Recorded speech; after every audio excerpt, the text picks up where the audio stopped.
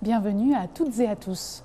C'est dans le cadre du cloître du musée d'Unterlinden que j'ai le plaisir de vous accueillir pour ce premier numéro de la nouvelle saison de Curiosité, votre magazine qui vous fait découvrir les coulisses de Colmar. Dans quelques instants, le conservateur du musée d'Unterlinden nous présentera l'objet du mois, mais tout d'abord, nous avons rendez-vous avec Michel Glénat au musée du jouet dans le cadre de l'exposition organisée par la ville de Colmar, les poupées mannequins.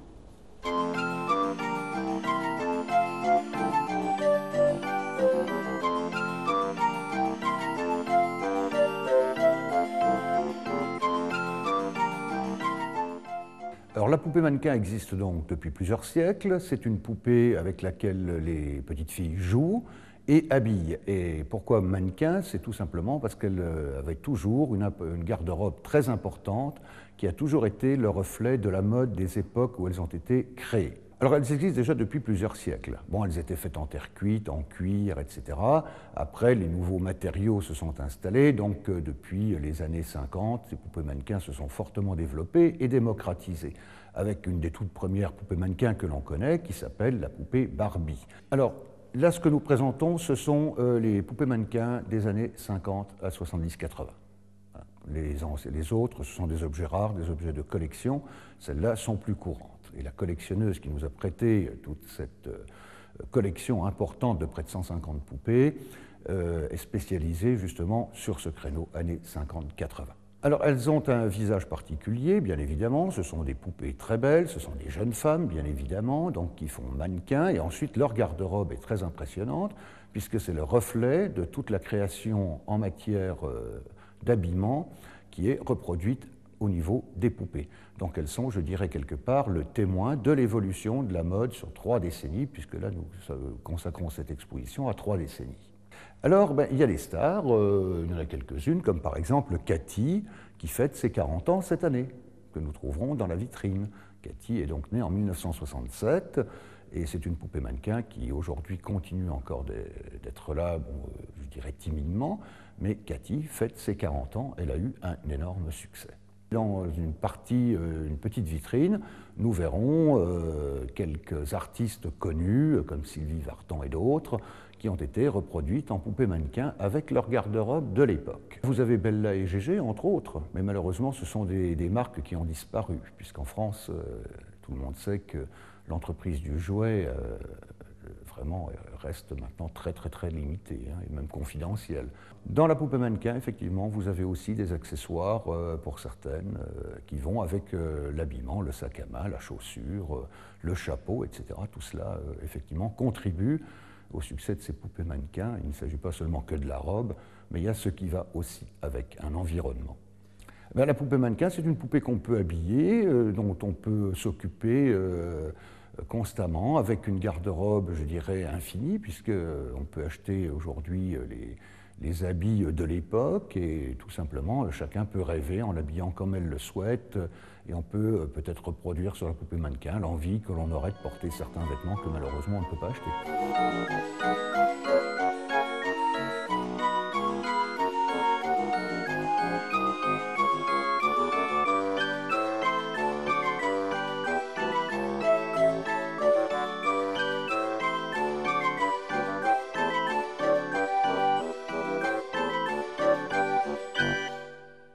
Je vous rappelle que l'exposition Les poupées mannequins se tiendra jusqu'au 11 novembre au musée du jouet. Et maintenant, Panchika de Pape, conservateur du musée d'Unterlinden, nous attend pour vous présenter l'objet du mois. Il s'agit d'une œuvre de Martin Schongauer, Entourage, une huile sur bois. Dans la chapelle du couvent des Unterlinden, du musée d'Unterlinden, à côté du retable d'Isenheim, il y a un autre retable qui est assez extraordinaire. Malheureusement, les gens passent assez rapidement devant pour aller voir le retable d'Isenheim. Mais ce retable que l'on appelle le retable des Dominicains, parce qu'à l'origine, il était dans l'église des Dominicains de Colmar, est un ensemble monumental. Il y a 24 panneaux qui le constituent, mais il n'est pas complet en fait. Malheureusement, il nous manque certains éléments, en particulier la partie centrale.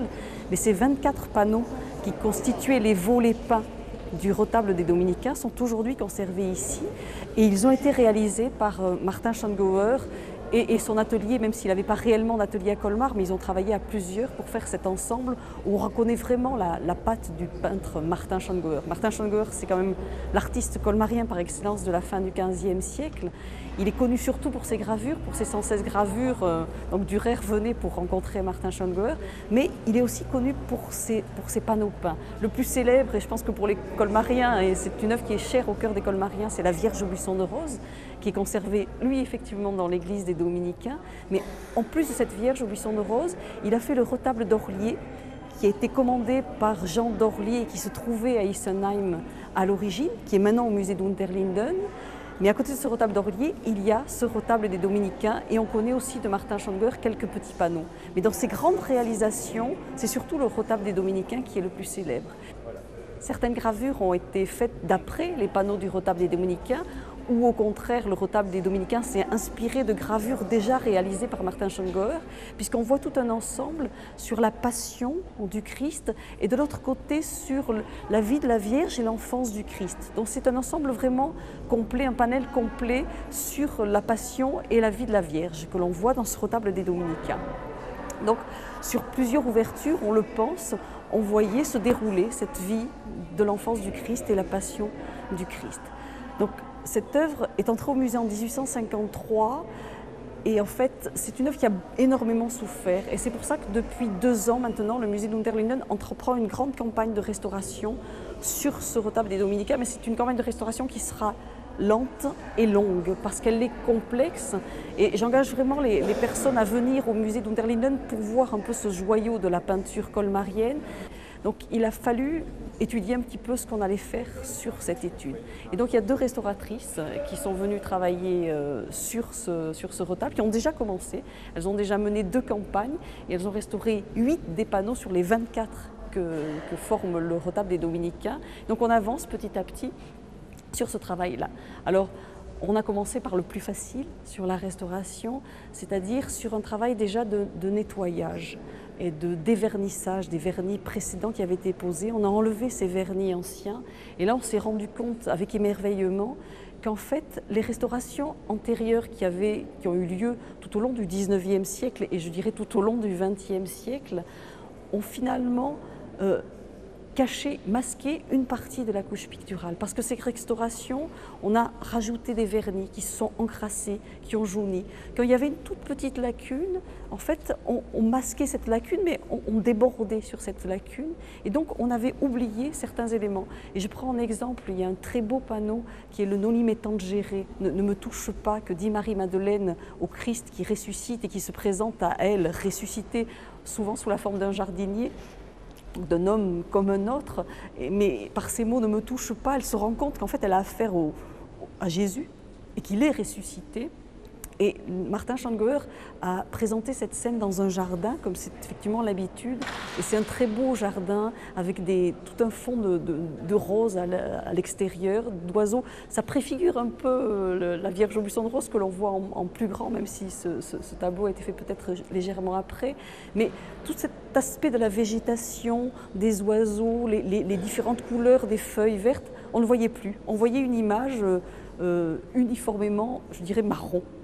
Et là, les restauratrices, en dégageant cette couche originale, en enlevant les vernis posés à différentes époques, en enlevant la crasse, ont réussi à faire ressortir les couleurs vives en fait, que l'on voit là. Et il faut vraiment venir voir ce retable. Jamais, enfin, si vous vous approchez de près, vous verrez des couleurs on se dit mais c'est pas possible qu'ils aient pu créer ces couleurs-là à la fin du XVe siècle. Il y a des verts anis qui se côtoient, qui sont juste à côté, des rouges très flamboyants, des bleus sombres et bien denses. Et ça, on le redécouvre grâce à la restauration. Donc on les voit sur les 4 panneaux. Alors sur ces 4 panneaux, il y aura encore un autre travail qui sera fait d'esthétisme parce que là, les restauratrices ont laissé encore les trous, par exemple, les éraflures qui avaient été faites, c'est encore laissé tel quel, on les reprendra après de façon esthétique pour que ça ne se voit pas. Mais cette partie-là est vraiment dans un très très bel état aujourd'hui. En revanche, les parties les plus altérées, et je pense aux scènes de la vie de la Vierge, là, on peut même dire, en fait, si le visiteur vient aujourd'hui voir le retable, il suffit qu'il reste 2 minutes devant ce retable, devant ces parties altérées, il va voir le dessin sous-jacent. Parce que la couche picturale est tellement usée, elle est au niveau épidermique, il n'y a plus de matière, qu'on voit le dessin que l'artiste a posé en fait sur sa préparation. Vous savez que ces panneaux sont faits de planches de bois assemblées, qu'ensuite on pose une préparation à base de carbonate de calcium posée en plusieurs couches très fines, et sur cette surface très plane qui permet l'accueil de la polychromie, l'artiste va poser son dessin à la plume ou à la craie noire, il va poser son dessin et après il faudra simplement poser les couleurs. Et bien ce dessin, on le voit maintenant, comme la matière picturale est disparue, on le voit. Et je pense à un des panneaux qui montre la présentation au temple. On voit une jeune femme de profil, et bien en fait on voit son œil parfaitement dessiné sur la préparation, et on voit que dans la couche picturale, l'artiste a légèrement changé, donc c'est légèrement plus bas, et en fait on voit deux yeux, l'œil peint et l'œil dessiné. Donc ça c'est en plus très émouvant de voir cette matière en fait, créée par l'artiste. Donc je trouve que c'est intéressant de pouvoir voir, et ça c'est aussi parfait de se dire que les visiteurs peuvent regarder l'œuvre en pleine restauration, que l'œuvre reste ici. Pendant très longtemps, on envoyait les œuvres à restaurer à l'extérieur, dans les ateliers des restaurateurs. Aujourd'hui, les restaurateurs viennent à nous et commentent aussi lorsqu'ils travaillent sur place au musée, et commentent ce qui peut se passer. Et ça a vraiment un intérêt par rapport à la connaissance de l'œuvre, pas seulement technique, mais de savoir comment l'artiste a pu réaliser cette œuvre-là, comment il a posé son dessin sous-jacent, comment ensuite les peintures sont venues se poser dessus, pourquoi certaines parties sont plus abîmées que d'autres. En fait, les parties très abîmées, je l'ai dit, elles étaient à l'extérieur, mais en plus, vous le verrez, les parties abîmées n'ont pas de fond or.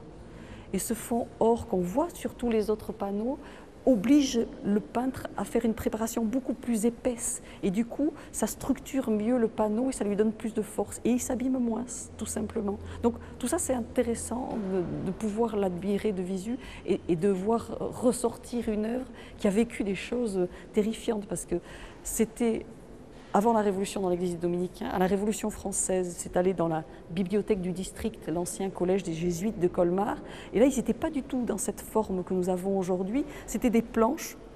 Ils étaient rassemblés en planches, en fait, tout simplement en parallèle, les unes à côté des autres. Donc on n'avait pas du tout cet aspect-là.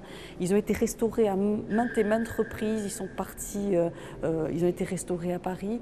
Et là, vraiment, on essaie de faire quelque chose en profondeur pour garder l'œuvre dans son aspect original, mais en même temps montrer que c'est une œuvre qui a vécu. Et donc il faut garder aussi toute son histoire à travers la restauration.